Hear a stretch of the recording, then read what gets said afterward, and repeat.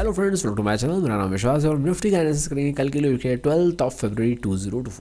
उससे पहले ये देखेंगे कि मार्केट में फ्राइडे के दिन क्या हुआ था और हमने क्या ट्रेड प्लान किया था। देखिए, हमने सिंपल एक ट्रेड प्लान किया था कि अगर मार्केट इन लेवल्स के ऊपर निकलता है तो हम एक छोटा ट्रेड जो है लॉन्ग साइड का देख सकते हैं, लेकिन वो हाईली रिस्की होगा।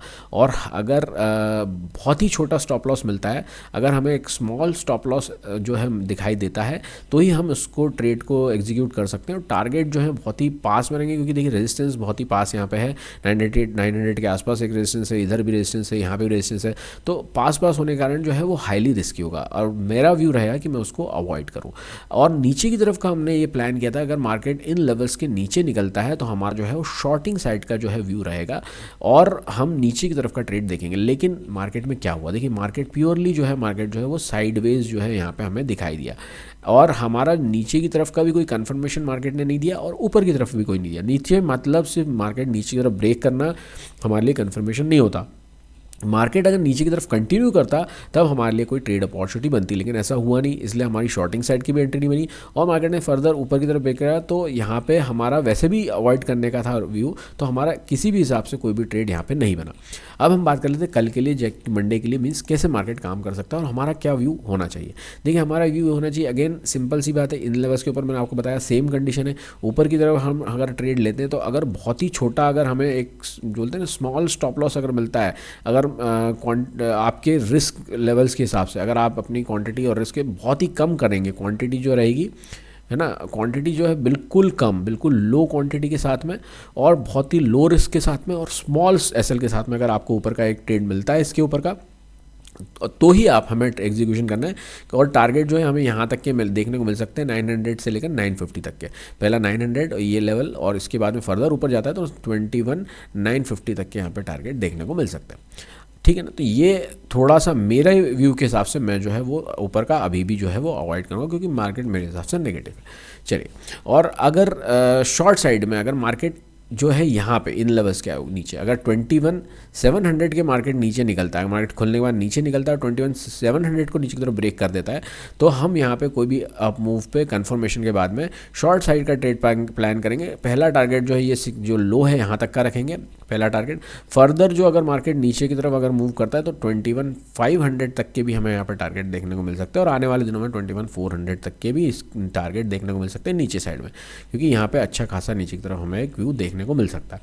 ऊपर की तरफ में मैंने आपको बताया दिया जो सेम प्लान रहेगा, अगर 950 से लेकर 21,975 के आसपास है ना, इस रेंज के आसपास भी हमें कोई नेगेटिव प्राइस एक्शन देखने को मिलता है तो हमारा व्यू जो है वो शॉर्ट साइड का ही होगा।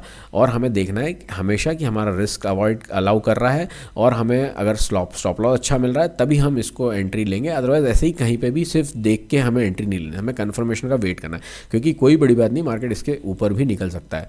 ये सिर्फ हम सोच के नहीं चलेंगे कि बस यहाँ आएगा तो हमें शॉर्ट करना है। हमें यहाँ पे एक ऐसी कंडीशन बननी चाहिए, यहाँ पे ऐसा एक कन्फर्मेशन बनना चाहिए जिसके बेसिस पे कोई स्विंग ब्रेक होना चाहिए, जिससे हमें पता चले कि हाँ यहाँ पे अब मार्केट वीक हो रहा है। उसके बाद में हम कंफर्मेशन के हिसाब से, हमारे स्टॉप लॉस के हिसाब से कितना हमारा स्टॉप लॉस बन रहा है, कितना हम रिस्क ले सकते हैं ना, कितना रिवॉर्ड यहाँ पे हमें दिखाई देता है, ये सब प्लान करके ही हम ट्रेड लेंगे। तो इसीलिए जो है हमें अगर ऐसी सिचुएशन मिले तो मैंने आपको बताया यहाँ पे कोई नेगेटिव प्राइस एक्शन देख के हम यहाँ पे ट्रेड कर सकते हैं। देखिए, यहाँ से एक इस तरीके की आप ट्रेंड लाइन भी बना सकते हैं। बहुत ही अच्छी ट्रेंड लाइन तो नहीं कहूँगा अभी ये, क्योंकि बहुत ही क्लियर नहीं है अभी ये, लेकिन इस तरीके की अगर कोई ट्रेंड लाइन बनती है और फिर उसमें कोई स्विंग का ब्रेक होता है, जैसे अगर मान लीजिए ये ट्रेंड लाइन है और इस तरीके से मार्केट ऊपर की ओर कंटिन्यू करता है और इन लेवल्स के आसपास में इस तरीके से हमें कोई प्राइस एक्शन देखने को मिलता है, वो वेट करेंगे स्विंग ब्रेक होने का। और जब स्विंग ब्रेक होगा तब हम यहाँ पे कोई भी अप मूव पे या कोई एक कंफर्मेशन के बाद में रिस्क के हिसाब से, हमारे रिस्क लेवल के हिसाब से हम जो है शॉर्ट साइड का ट्रेड प्लान करेंगे। पहला टारगेट जो रहेगा ये 700 तक का रहेगा, 21,700 के आसपास का।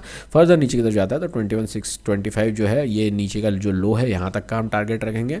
और फर्दर जो मैंने आपको बताया कि इस नीचे की तरफ अगर ब्रेक होता है तो नीचे के मैंने टारगेट आपको ऑलरेडी बता चुके हैं, लेकिन इतना सिर्फ मैं इसलिए बताता हूँ, ये हमें इसके लिए बैठे नहीं रहना है। हमें अपने रिस्क और रिवॉर्ड के हिसाब से, R&R हमारा जो रेशो है उसके हिसाब से हमें अपना टारगेट बुक कर लेना है। अगर आपको ऐसा लगता है कि मार्केट बहुत ही पास में है एक ऐसे लेवल की जहाँ जो ब्रेक होने के चांसेस ज़्यादा है, तो वहाँ अपने स्टॉप लॉस को जो बस सिर्फ आप ट्रेल कर सकते हैं, ठीक है ना। लेकिन अगर वो स्टॉप लॉस होता है तो दोबारा एंट्री नहीं करनी है, बस इतना ध्यान रखिएगा। कभी भी हमें मार्केट में बिग लॉस नहीं करना है ना, बड़े लॉसेस यहाँ पे नहीं करने हैं। अगर आपको मार्केट में बने रहना है तो हमें मार्केट में बस ये ध्यान रखना है कि हमें बड़े लॉसेस नहीं करने हैं। हमें ऐसे जो मार्केट उलझाऊ मार्केट है उसमें बार बार बाय सेल करते हुए यहाँ पे एक बार कॉल एक बार पुट लेके यहाँ पे उलझना नहीं है हमें। इवन अगर आपने एक इस ट्रेड में यहाँ पे एक शॉर्टिंग कर भी ली होती तो छोटा सा स्टॉप लॉस देके हमें निकल जाना है। एंटिसिपेशन में नहीं बैठे रहना है कि हाँ नहीं मार्केट नेगेटिव ही है तो नीचे ही जाएगा, ऐसा कुछ भी नहीं। मार्केट सबसे सुप्रीम है, सबसे सुपीरियर है, हमें उससे लड़ना नहीं है। हमें सिर्फ अपने प्लान पे फोकस करना है कि हमने क्या प्लान किया, अगर वो वैसा प्लान मिलता है तो ही हम ट्रेड करेंगे। हमें अपने डिसिप्लिन पे फोकस करना है और हमें जो हमारे जो रूल्स हैं, हमने जो रूल्स हमारे लिए बना के रखे हैं उनको फॉलो करना है।